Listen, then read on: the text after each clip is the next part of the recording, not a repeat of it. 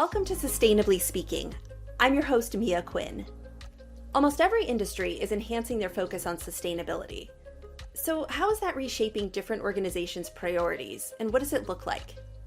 The organization where I work, the American Chemistry Council, our Sustainability Leadership Awards recognize innovative products, technologies, and initiatives helping to advance sustainability.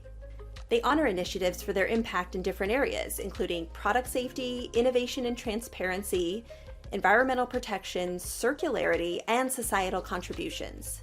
Today, we're going to talk to two of the judges who evaluated more than 35 entries for the 2022 Sustainability Leadership Awards. We'll talk about a few of the winners, trends, and what it all means. I'm thrilled today to have with me judges Monica Ellis and Rob Westervelt. Monica is the CEO and founder of the Global Environmental Technology Foundation. It's an organization that strives to uplift communities by strengthening water, sanitation, and hygiene. And Rob is the editor-in-chief for Chemical Week, where he's covered the chemical industry for the past 28 years. Monica, Rob, thanks so much for being here today. Monica, tell me more about the foundation and about what you do. The Global Environment and Technology Foundation was established in 1988, and we really focus on creating public-private partnerships that advance sustainability.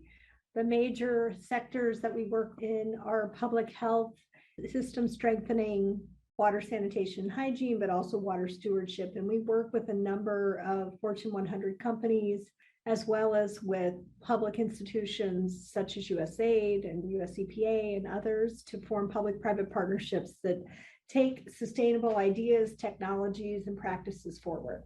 How did you link up with ACC and the Sustainability Leadership Awards?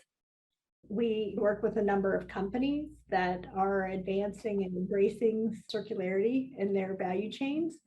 Rob, do you want to introduce yourself? Sure. Rob Westervelt. I'm the editor of Chemical Week, which covers the chemical industry, news and analysis. I think most people are familiar with us as a magazine, which we've been publishing for more than 100 years. But in more recent years, we've become essentially a daily news service for the industry. I've been with Chem Week 28 years now and editor for the last 11 years. What kind of changes have you seen? Companies had always discussed sustainability targets, even through things like responsible care. And it was always, not that it wasn't important, but I don't think it was front and center to strategy like it's become over the last 2 years. It's been a dramatic shift, and it's continued to accelerate. So, people tend to think of chemicals as, an old line, stodgy industry, but it's, the last 25 years, there's been some really big notable shifts in the US. And when you look at things like strategy and decarbonization and energy transition, some really dramatic changes have started to take place in the last 2 to 3 years. Thanks, Rob. All right, let's talk about the Sustainability Leadership Awards. So we review the applications, and then you're looking to rank them for uniqueness, addressing the challenges that they were seeking to solve. Were they scaling, or was this just a novel idea? So that gets back to uniqueness, of course. And then how well do they address the business case for circularity in some cases, or addressing the workforce needs of the sector, certainly.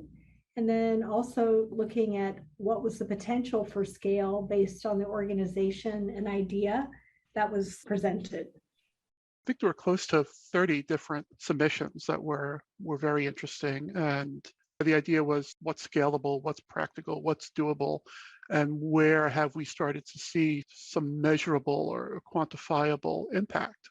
And that's what drove who the awards went to. So for the Circularity Award, let's start there.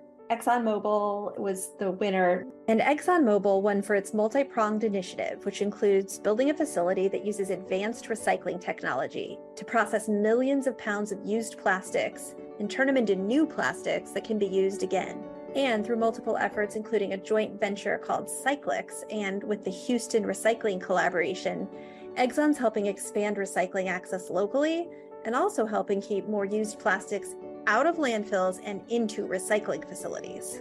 This year, Exxon sold its first batch of certified circular plastics to packaging manufacturer Berry Global, who will use it to produce food-grade packaging. Exxon, there are a lot of good initiatives in this space. Like activity has really ramped up over the last, say, 3 years. But I think what stood out about the Baytown project was its development of advanced recycling technology, which will be critical to addressing the issue of waste. There's, mechanical recycling can get you so far in this journey, but what do you do with materials that can't be recycled or that have been downcycled already and aren't suitable for mechanical recycling? So that leaves a fair amount of plastic that has to be broken back down to monomer. And that's what was interesting about this award with Exxon and even how they've engaged the supply chain. Monica, what stood out to you?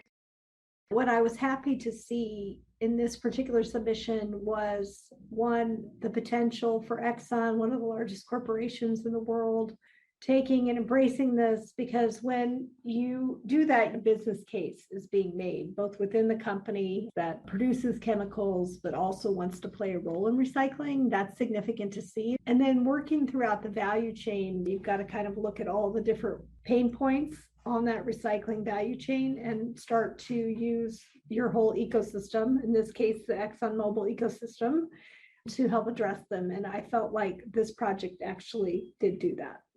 I want to go back to a point you made about the business cases being made. So what can happen that can make that business case even more interesting is different technologies, greater adoption, of course, regulatory policy, a whole range of things can happen that could make that business case even more attractive. There's so many factors that go into improving sustainability. One of the most impactful steps is to engage and contribute to different communities. As the winner of the Societal Contributions Award, Covestro demonstrated the power of public-private partnerships. Continued improvements in product efficiency, in reducing waste, and creating a circular economy, they depend on education and innovation. So Covestro, a plastic maker, is collaborating with the University of Pittsburgh on a circular economy-focused graduate program, the first of its kind in the U.S. It will provide holistic training in circular economy principles and sustainable product design to address global waste and its impact on the environment. And the program kicks off in the fall of 2022. Do you want to tell us a little bit about this and why you all loved it and chose it? I thought it was interesting as the view on the circular economy and to have a focused graduate program to start to incentivize that at the university level. That the industry talks about the need to engage stakeholders, and you think about that as the broader supply chain. But from a technology perspective, and from a policy perspective, they also need to engage with the university communities beyond what they do on the research side. Obviously, if it's the University of Pittsburgh, will be critical on the research side, but to start to build out a graduate program that's focused on the circular economy, I thought was very interesting. I would agree, Rob. It's just like in the space of sustainability. So I've been involved in the sustainability space since 1991. And I was part of the US delegation to the Earth Summit when so much of sustainable development pledges were made and things were ratified. And what you find is a very quickly evolving. The way that you support, I think, more rapid acceptance is to train a workforce to anticipate different challenges that might be coming up. I think that this particular submission was looking at the first circular economy focused graduate program in the United States. And what you'll find in being the first is that many other will follow. And that just takes the whole sector and the whole idea of circular economy farther. I think that ways that it continue to contribute in a meaningful way is to open it up to a number of students, perhaps have continuing education for people who are already in their professions and working in this space, to take certain classes or maybe audit certain classes that are in there to really get the circular economy 101 latest technologies, trends, best practices, and open it up to as many students as possible. I love the idea of opening up as a continuing education option, and I can't wait to see what happens. And I can see this popping up in a lot of places, especially in states where you have major chemical manufacturing, recycling, manufacturing places where these sectors can thrive. Companies are looking beyond the fence line, so to speak, in terms of how to engage on these issues. And I think that's going to be more critical going forward. So you engage at the university level. There are community efforts around water that were under consideration for this program. And one effort to encourage and stimulate thinking about these challenges outside of the fence line and how the plastics makers and the broader industry can engage, across not only just the supply chain, but with all stakeholders from local communities to universities to address these challenges. Collaboration is key to improving sustainability. However, identifying partners and fruitful opportunities can also be daunting and requires organizations to hone in on their strengths and weaknesses to better identify the right collaborators to make efficient and effective impact. Some companies and organizations, like Closed Loop Partners, an investment firm that provides financing to companies committed to the circular economy, and the winner of the External Collaborator Award. Closed Loop Partners collaborated with Nova Chemical, LyondellBasell, and Dow to establish the Closed Loop Circular Plastics Fund, which is a multi-million-dollar fund to accelerate investment in technologies, companies, infrastructure projects that are going to source, process, and return basically plastic, polyethylene, and polypropylene into manufacturing supply chains in both the US and Canada to use for future products and packaging. It is really helping municipalities who have a desire to have recycling services. It's helping them get the financing, the technology, the funds that they need to do that. It also focuses, as some of our other initiatives that we mentioned, on different pain points in the value chain to recyclability acceptance. And so I just think it's a perfect, not just collaboration, but public-private partnerships to bring together a coalition to address the gaps that exist to recyclability in the United States. I love it. This was my number one pick. I think is interesting about almost bringing a venture capital mindset to this problem. And how do you encourage private investment or incentivize private investment to address these challenges? Because I think that's going to be critical to addressing this challenge in plastics, sustainability, the broader energy transition. You're going to need private capital to step up, specifically venture capital type investments. I think if efforts like Closed Loop gain traction and the big venture capital firms start to think about this as a viable option, and that can generate returns, to take a venture capital type approach, I think is essential going forward, particularly around the technology space to help address these challenges.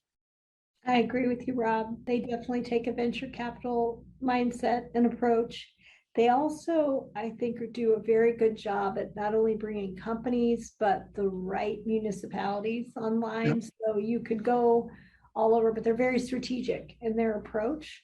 And it's just a really, really solid public-private partnership that's making a difference and has been for quite some time. When you say they bring the right municipalities online, what do you mean? Well, when you're being strategic, of course, you're picking municipalities that have some of the most significant recycling challenges. So that might be more urban areas. It might be places where if you could move the needle there first, not only could you make a huge difference for that community, but also show larger urban areas how they could tackle their recycling challenges as well. So I guess piloting where it matters most is what I'm thinking.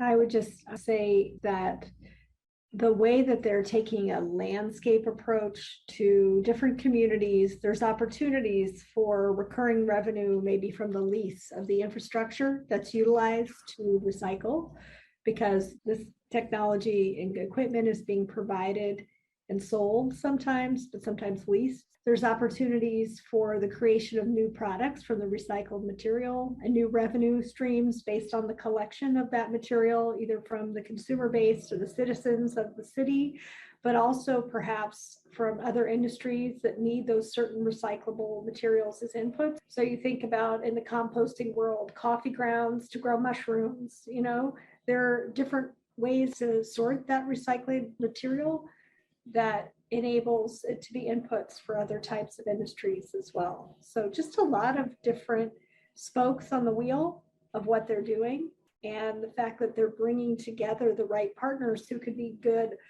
not only supporters of the technology, supporters of the fund, but perhaps purchasers of the recycled material at some point too. Yeah, but there's been a lot in the circularity space, a lot in the advanced recycling space. A lot of it is driven by energy transition or advanced material space. They're driven by circularity, specifically advanced recycling and some even in the mechanical recycling space, but also specific products and technologies that can deliver quantifiable sustainability benefits. I want to ask both of you, because I think you both might have a unique perspective on this. How do you see the plastics industry as enablers of sustainability? I think the industry has an essential role. I don't think anyone's in a better position to bring together the resin makers, the processors and the formulators, the waste management companies, local communities.